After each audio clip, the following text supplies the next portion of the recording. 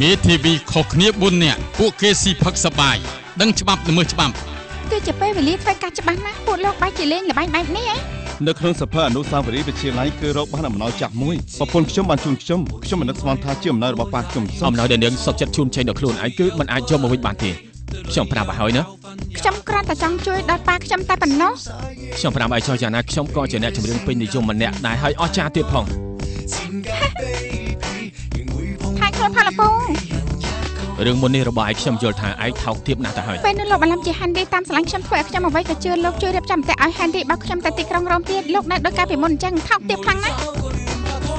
សត្វគោមកក្បាលនេះព្រោះតែឋានៈនាងបាយជាយករូបថតសងខ្ញុំវិញទាំងអស់ខ្ញុំ5នាទីចុះថ្ងៃក្រោយបាត់បង់កូនប្រុសកុំយំឲ្យសោះណាលោកកុំស្មានថាដល់ដំណាក់កាលនេះហើយខ្ញុំនឹងជឿពេលលោកទៀតឲ្យសោះហេតុអីខ្ញុំស្រឡាញ់សត្វគោនាងមកក្បាលអញ្ចឹងលើកនេះព្រោះតែសិបការប៉ិនលោកកុំត្រឡប់មកវិញអី